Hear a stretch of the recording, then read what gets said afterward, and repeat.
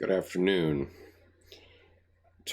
Later on today, I'm going to do a special video about the two political archetypes that are emerging for the 2020 election in conjunction with my playlist called Political Psychology. And as many of us remember, Donald Trump was the archetypal figure for the 2016 election, and the archetype he represented was the trickster. Now, the trickster is not necessarily good or bad, and I don't mean to for you to draw any inferences from that, but the significance of it is that ultimately in our elections, it is an archetypal figure that normally wins. And so recently we've seen two archetypal figures emerge in American politics, and they come from the collective unconscious. And you may not quite understand what the collective unconscious is. So today I'm going to read Dr. Jung's definition of the collective unconscious, and then I'll be posting my video. The video is mainly going to be about AOC, Alexandria Ocasio-Cortez, who has been pushed up by the Republican Party as the archetypal figure of women, namely the anima, and she's been quite effective at playing upon that, and we have to respect her for that. And the other one is Beto O'Rourke, who is doing an amazing job in Iowa, and what I wouldn't be surprised to see him emerge as the candidate or vice presidential candidate for the Democratic Party in the 2020 election. And again, he's emerging from the collective unconscious. And so this is an idea that we need to understand in order to understand its significance politically. So first things first, though, I'm going to read Dr. Jung's essay on the collective unconscious with some minor commentary. And then later on this evening, hopefully, I will post a video about Alexandria Ocasio-Cortez. So I'm reading today from The Archetypes and the Collective Unconscious by C.G. Jung. This is volume 9.1, 9 small I, of the collected works of C.G. Jung. The concept of the collective unconscious. Probably none of my empirical concepts has met with so much misunderstanding as the idea of the collective unconscious. In what follows, I shall try to give 1, a definition of the concept, 2, a definition of what it means for psychology, 3, an explanation of the method of proof, and 4, an example. 1. Definition. The collective unconscious is a part of the psyche which can be negatively distinguished from a personal unconscious by the fact that it does not, like the latter, owe its existence to personal experience and consequently is not a personal acquisition. While the personal unconscious is made up essentially of contents which have at one time been conscious, but which have disappeared from consciousness through having been forgotten or repressed, the contents of the collective unconscious have never been in consciousness, and therefore have never been individually acquired, but owe their existence exclusively to heredity. Whereas the personal unconscious consists, for the most part, of complexes, the content of the collective unconscious is made up essentially of archetypes. The concept of the archetype, which is an indispensable correlate to the idea of the collective unconscious, indicates the existence of definite forms in the psyche, which seem to be present always and everywhere. Mythological research calls them motifs. In the psychology of primitives, they correspond to Lévi-Bruhl's concept of représentation collective, and in the field of comparative religion, they have been defined by Hubert and Mauss as categories of the imagination. Adolf Bastian long ago called them elementary or primordial thoughts.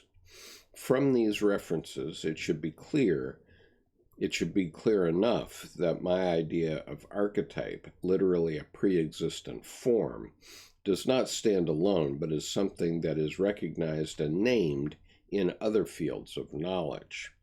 My thesis, then, is as follows.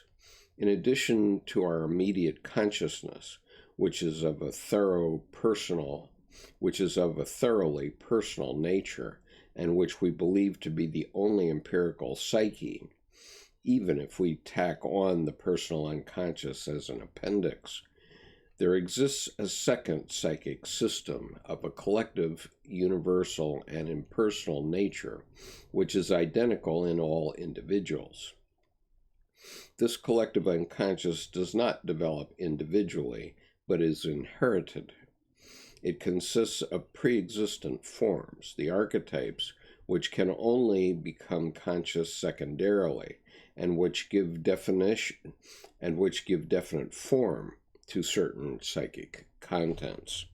Now, I should mention that this essay was a lecture which was first given at the Abernathian Society at St. Bartholomew's Hospital, London, on October 19, 1936. So it is 3 years before the commencement of World War II and almost 3 years after the rise of Adolf Hitler as the Chancellor of Germany. Okay, going on.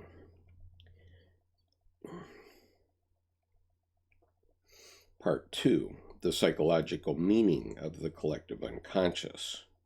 Paragraph 91. Medical psychology, growing as it did out of professional practice, insists on the personal nature of the psyche. By this I mean the views of Freud and Adler. It is the psychology of the person, and its causal factors are regarded almost wholly as personal in nature. Nonetheless, even this psychology is based on certain general biological factors, for instance, on the sexual instinct, or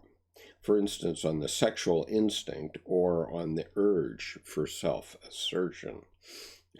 Now, obviously, Freud is known for the sex instinct, and Adler is known for the power instinct, which is the urge for self-assertion, which are by no means merely personal peculiarities.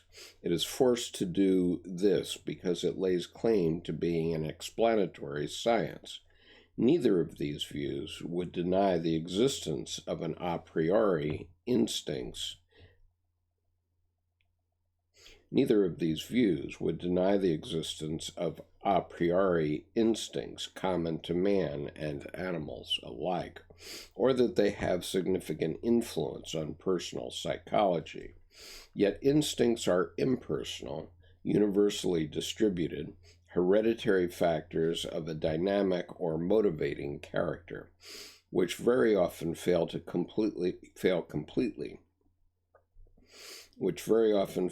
completely to reach consciousness that modern psychotherapy is faced with the task of helping the patient to become conscious of them. Moreover, the instincts are not vague and indefinite by nature, but are specifically formed motive forces, which long before there is any consciousness, and in spite of any degree of consciousness later on, pursue their inherent goals. Consequently, they form very close analogies to the archetypes, so close, in fact, that there is good reason for supposing that the archetypes are the unconscious images of the instincts themselves. In other words, that they are patterns of instinctual behavior. The hypothesis of the collective unconscious is, therefore, no more daring than to assume there are instincts. One admits readily that human activity is influenced to a high degree by instincts, quite apart from the rational motivations of the conscious mind. So if the assertion is made that our imagination, perception, and thinking are likewise influenced by inborn and universally present formal elements, it seems to me that a normally functioning intelligence can discover in this idea just as much or just as little mysticism as in the theory of instincts. Although this reproach of mysticism has frequently been leveled at my concept, Although this reproach of mysticism has frequently been leveled at my concept, I must emphasize yet again that the concept of the collective unconscious is neither a speculative nor a philosophical, but an empirical matter.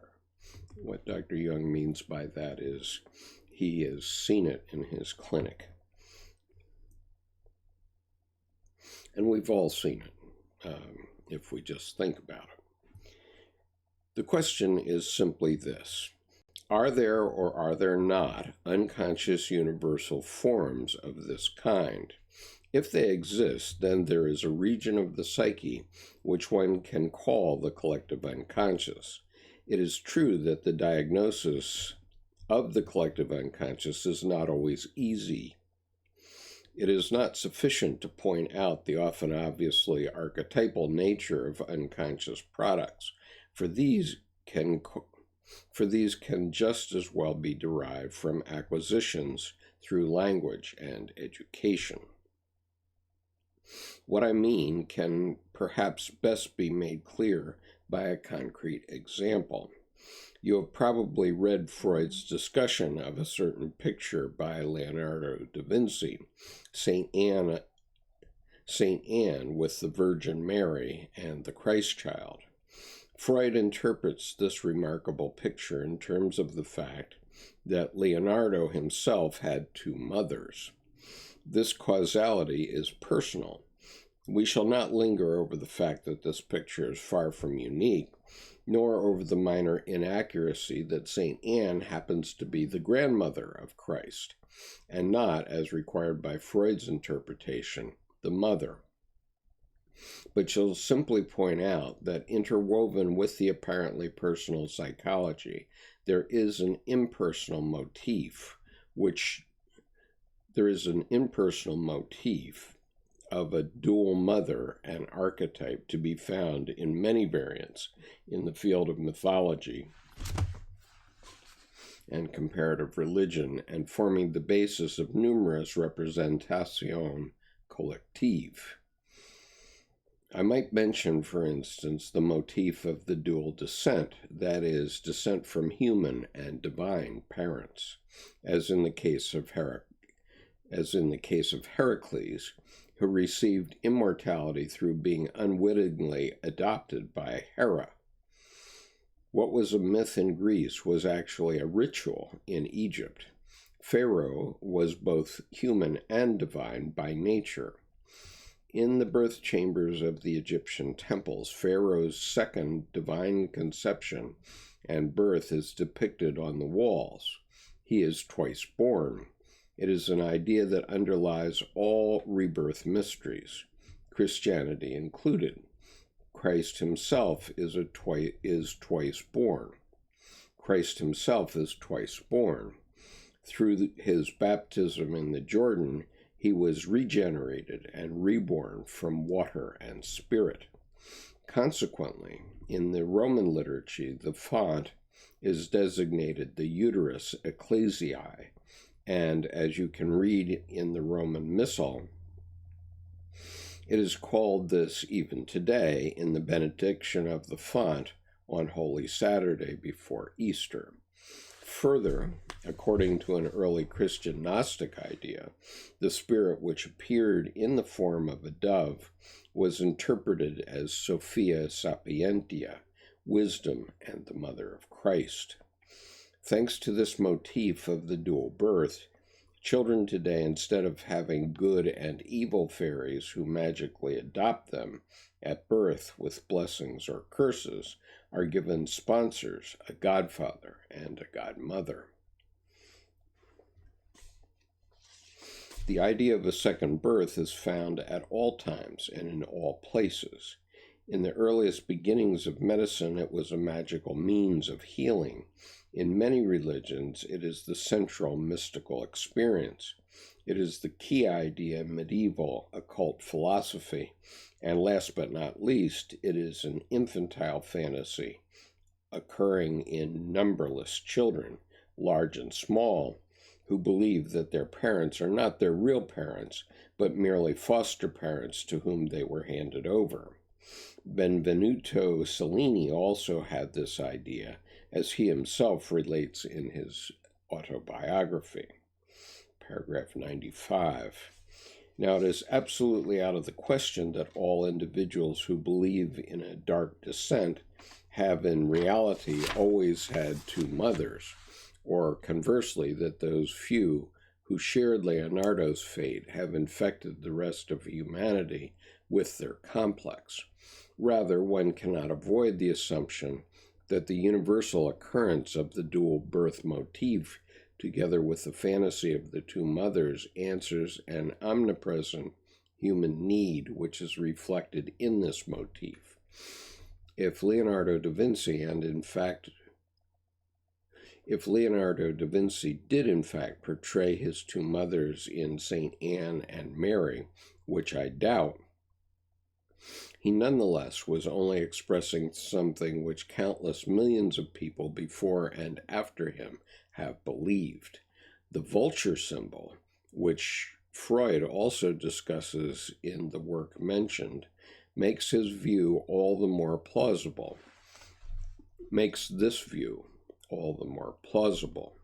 With some justification, he quotes as the source of the symbol the Hieroglyphica of Horapollo, a book much in use in Leonardo's time. There you read that vultures are female only and symbolize the mother. They conceive through the wind, pneuma. This word took on the meaning of spirit chiefly under the influence of Christianity.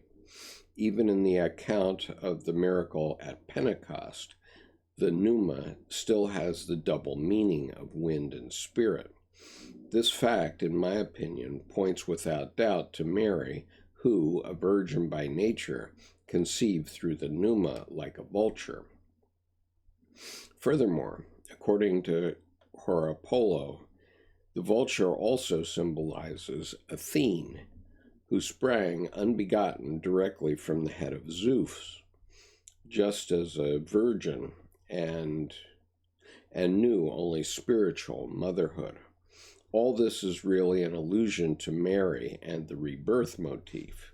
There is not a shadow of evidence that Leonardo meant anything else by his picture.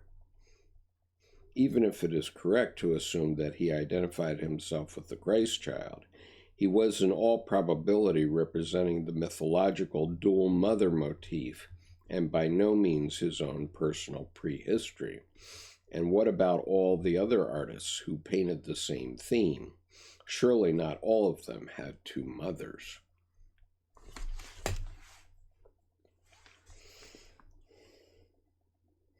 Paragraph 96.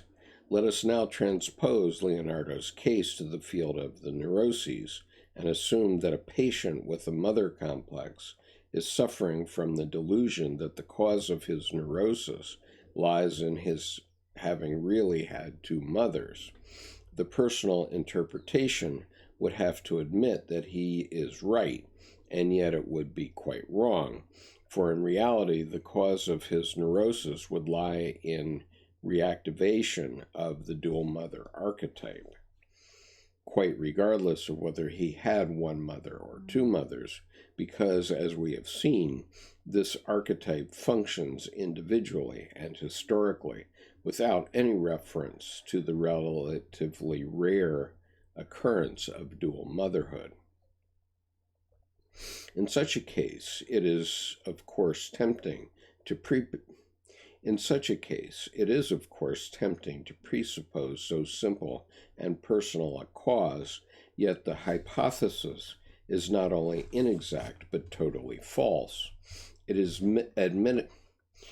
admittedly difficult to understand how a dual mother motif, unknown to a physician trained only in medicine, could have so great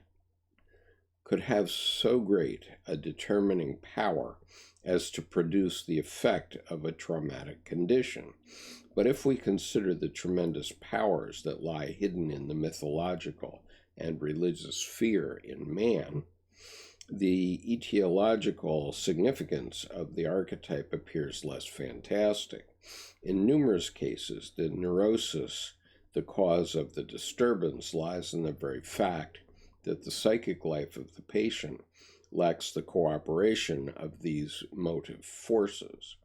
Nevertheless, a purely personalistic psychology, by reducing everything to personal causes, tries its level best to deny the existence of archetypal motifs and even seeks to destroy them by personal analysis.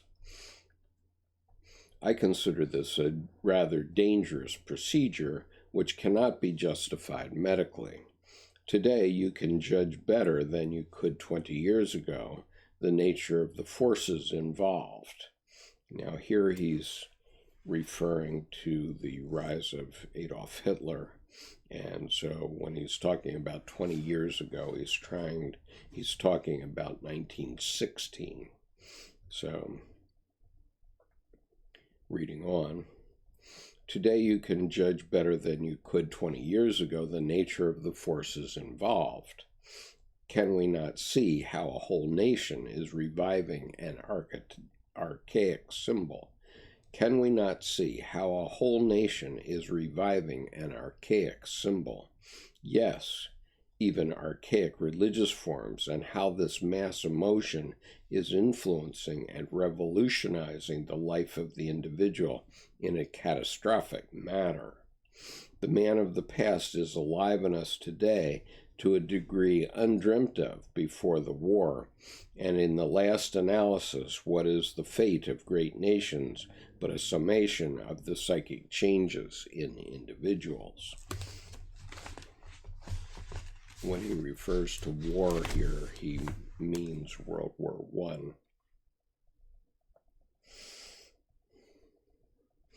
So far as a neurosis is really only a private affair, having its roots exclusively in personal causes, archetypes play no role at all.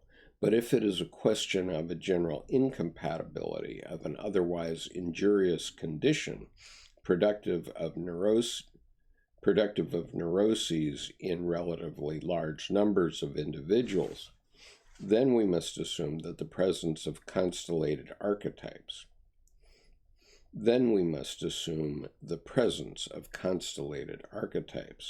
Since neuroses are in most cases not just private concerns, but social phenomena, we must assume that archetypes are constellated in these cases too.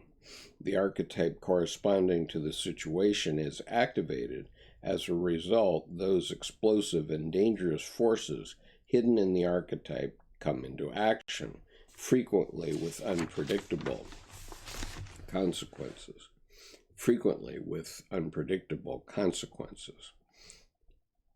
And here he would be referring to the trickster archetype, which was constellated by our president in 2016.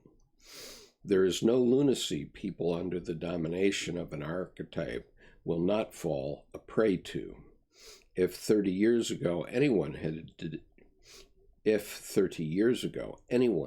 dared to predict that our psychological development was tending toward a revival of the medieval persecutions of the Jews, that Europe would again tremble before the Roman fasces and the tramp of legions, that people would once more give the Roman salute as 2,000 years ago, and that instead of the Christian cross, an archaic swastika would lure onward millions of warriors ready for death.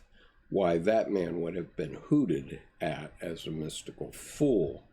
And today, surprisingly as it may seem, all this absurdity is a horrible reality.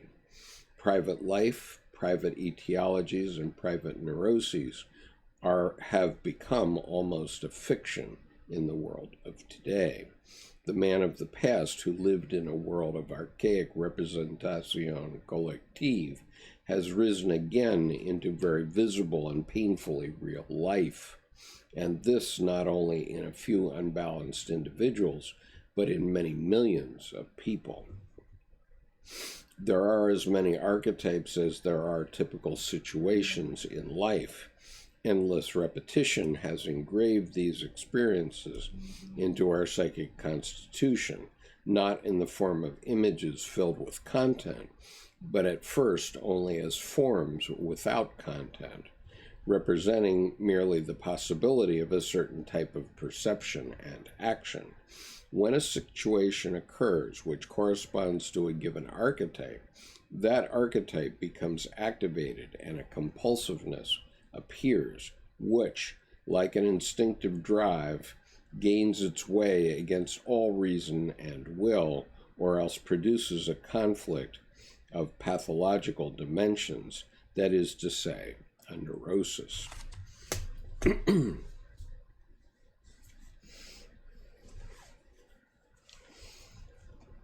3. Method of proof. We must now turn to the question of how the existence of archetypes can be proved. Since archetypes are supposed to produce certain psychic forms, we must discuss how and where one can get hold of the material demonstrating these forms. The main source, then, is dreams, which have the advantage of being involuntary, spontaneous products of the unconscious psyche, and are therefore pure products of nature, not falsified by any conscious purpose. By questioning the individual, one can ascertain which of the motifs appearing in the dream are known to him. From those which are unknown to him, we must naturally exclude all motifs that might be known to him, as, for instance, to revert to the case of Leonardo, the vulture symbol. We are not sure whether Leonardo took this symbol from Horapollo or not, although it would have been perfectly possible for an educated person of that time, because in those days artists were distinguished by their wide knowledge of the humanities.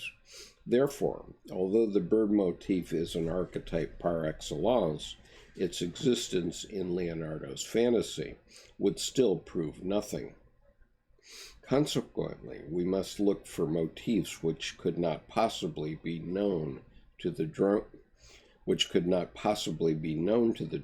and yet behave functionally in his dream in such a manner as to coincide with the functioning of the archetype known from historical sources.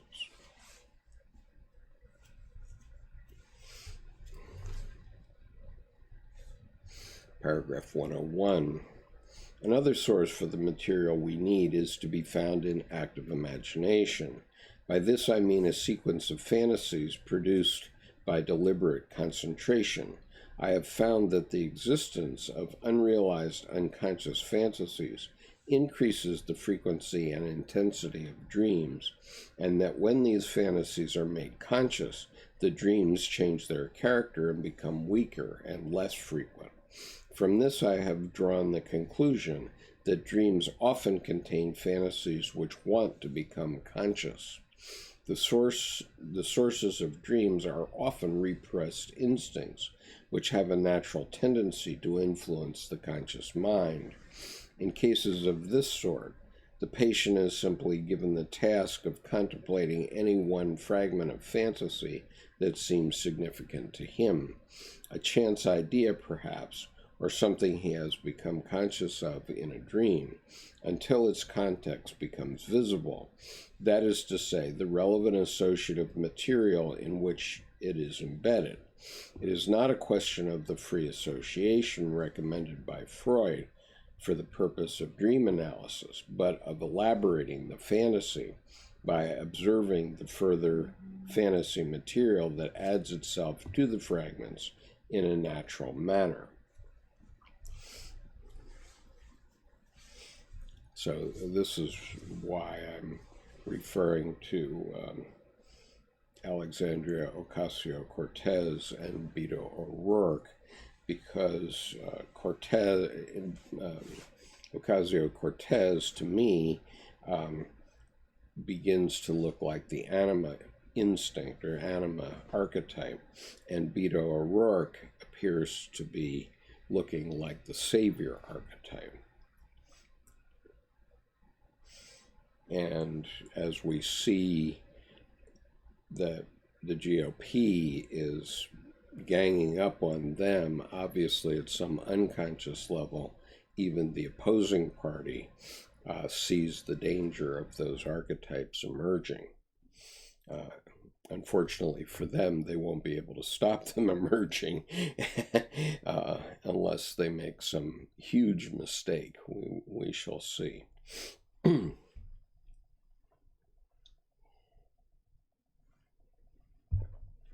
This is not the place to enter upon a technical discussion of the method. Suffice it to say that the resultant sequence of fantasies relieves the unconscious and produces material rich in archetypal images and associations. Obviously, this is a method that can only be used in certain carefully selected cases. The method is not entirely without danger because it may carry the patient too far away from reality. A warning against thoughtless application is therefore in place. So this is caveat emptor. You can't just think up an archetype and then try to constellate it, because if you do, it can constellate in a negative way, and obviously there's always the possibility with both Ocasio-Cortez and O'Rourke that they will get inflated and cause themselves more harm than good. Paragraph 103. Finally, very interesting sources of archetypal material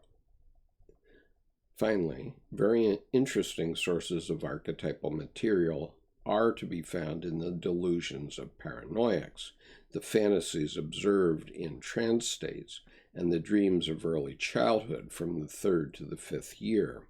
Such material is available in profusion, but it is valueless unless one can induce convincing mythological parallels. It does not, of course, suffice simply to connect a dream about a snake with the mythological occurrence of snakes. For who is to guarantee that the functional meaning of the snake in the dream is the same as in the mythological setting? In order to draw a valid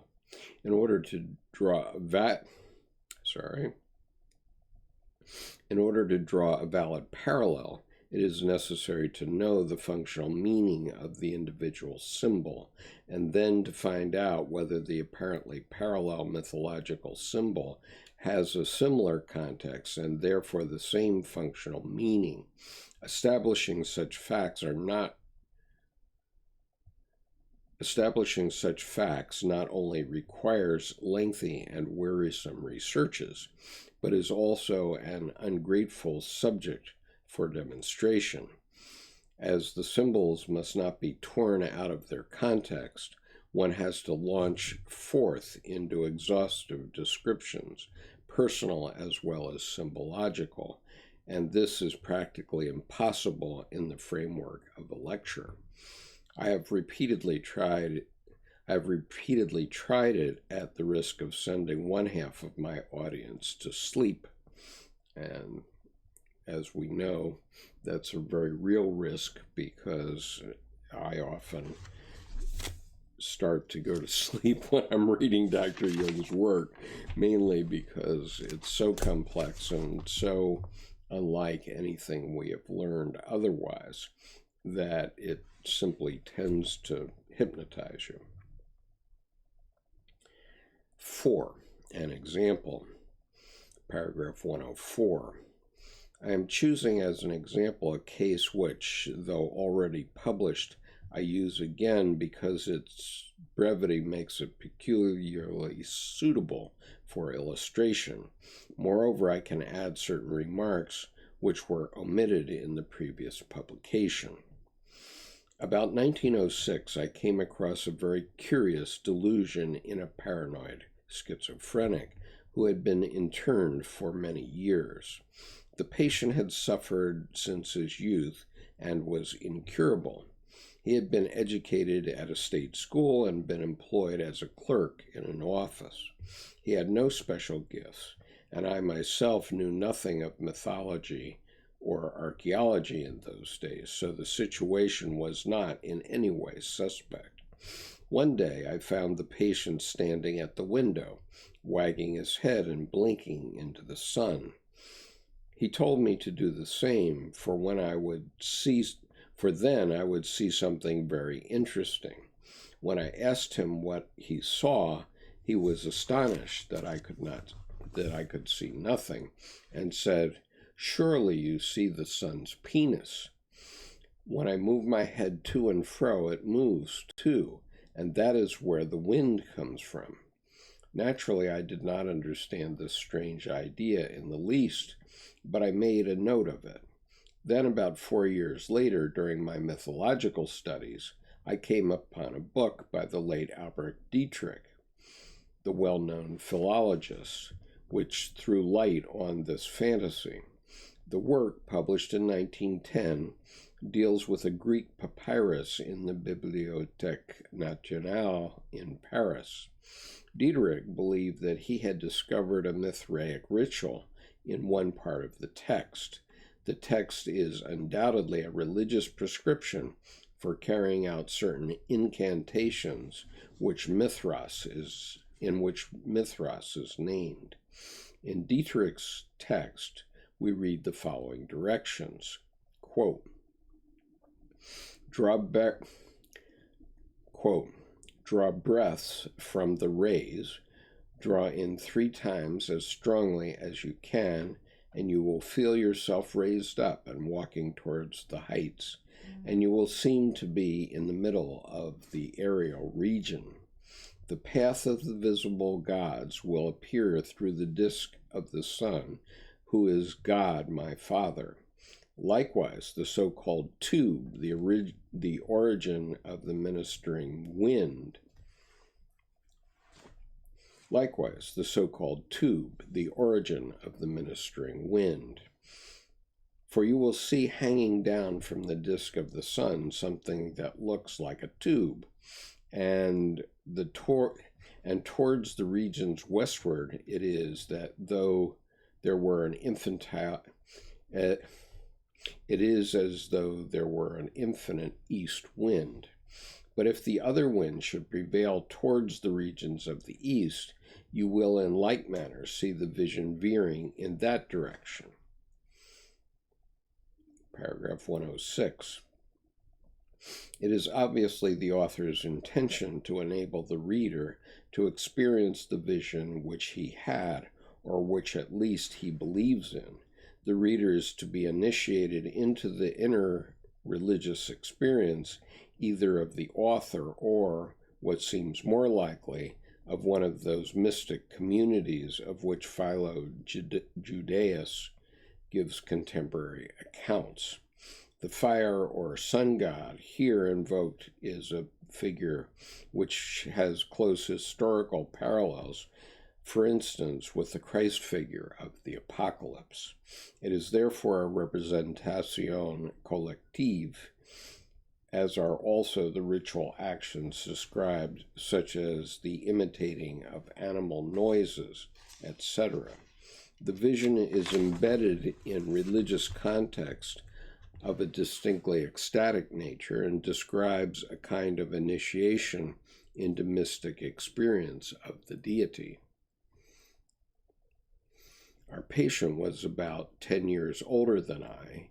In his megalomania, he thought he was God and Christ in one person. His attitude towards me was patronizing. He liked me probably because I was the only person with any sympathy for his abstruse ideas. His delusions were mainly religious, and when he invited me to blink into the sun like he did and waggle my head, he obviously wanted to let me share his vision. He played the role of the mystic sage, and I was the neophyte. He felt he was the sun god himself, creating the wind by wagging his head to and fro. The ritual transformation into the deity is attested by Apuleius in the Isis Mysteries, and moreover in the form of a Helios apotheosis. The meaning of the ministering wind is probably the same as the procreative pneuma, which streams from the sun god into the soul and fructifies.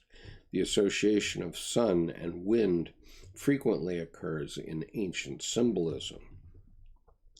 It must now be shown that this is not purely chance. It must now be shown that this is not a purely chance coincidence of two isolated cases. We must therefore show that the idea of a wind tube connected with God or the sun exists independently of these two testimonies, and that it occurs at other times and in other places. Now there are, as a matter of fact, medieval paintings that depict the fructification of Mary with a tube or hose pipe coming down from the throne of God and passing into her body. And we can see the dove or the Christ child flying down, and we can see the dove or the Christ child flying down it. The dove represents the fructifying agent, the wind of the Holy Ghost. Now, it is quite out of the question that the patient could have had any knowledge whatever of a Greek papyrus published 4 years later, and it is in the highest degree unlikely that his vision had anything to do with the rare medieval representations of the conception, even if through some incredibly improbable chance he had ever seen a copy of such a painting. The patient was certified in his early 20s. He had never traveled, and there is no such picture in the public art gallery in Zurich, his native town. I mention this case in order to prove that the vision is an archetype, but only to show you my method of procedure. Sorry, I'm going to begin that again. Paragraph 110. I mention this case not in order to prove that the vision is an archetype, but only to show you my method of procedure in the simplest possible form. If we had only such cases, the task of investigation would be relatively easy. But in reality, the proof is much more complicated. First of all, certain symbols have to be isolated clearly enough to be recognizable as typical phenomena, not just matters of chance. This is done by examining a series of dreams, say a few hundred, for typical figures, and by observing their development in the series. The same method can be applied to the products of active imagination. In this way, it is possible to establish certain continuities or modulations of one and the same figure. We can select any figure which gives the impression of being an archetype by its behavior in the series of dreams or visions. If the material at one's disposal has been well observed and is sufficiently ample, one can discover interesting facts about the variations undergone by a single type. Not only the type itself, but its variants too can be substantiated by evidence from comparative mythology and ethnology. I have described the method of investigation elsewhere and have also furnished the necessary case material. Okay, so it appears that we've had a good connection throughout this reading.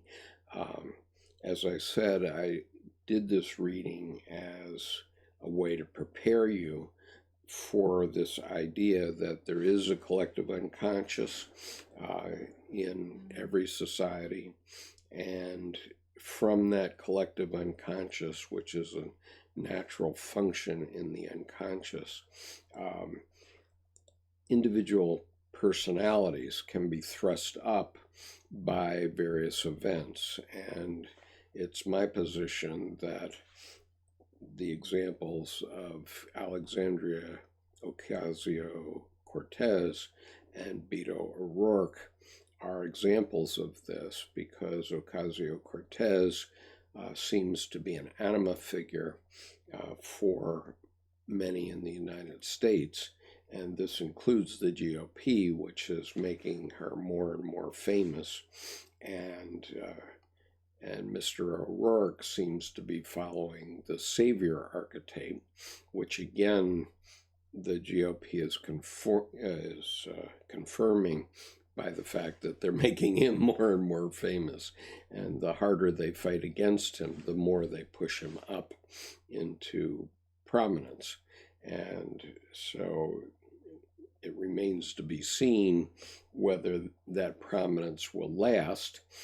Obviously, the risk in being an archetype or living an archetypal life, if you're one of those two individuals, is the possibility of inflation, which we see in our president, who is constantly saying, only I can fix it. Obviously, that's not true, because we've had many presidents who have fixed problems in our country. But he has this inflation that it's only him that can solve problems in the United States right now. And so as long as Ocasio-Cortez and O'Rourke can avoid getting too inflated or too depressed, but stay down the middle lane, they're going to continue to rise in their prominence in American psychology and in American politics, no matter what anybody does. And that's the issue. So thank you for joining me today. I am going to publish this as a prelude to another video, which I'm going to publish later this evening, which focuses on Alexandria Ocasio-Cortez. So thank you for watching. This is from the political psychology playlist on this YouTube channel. Thank you.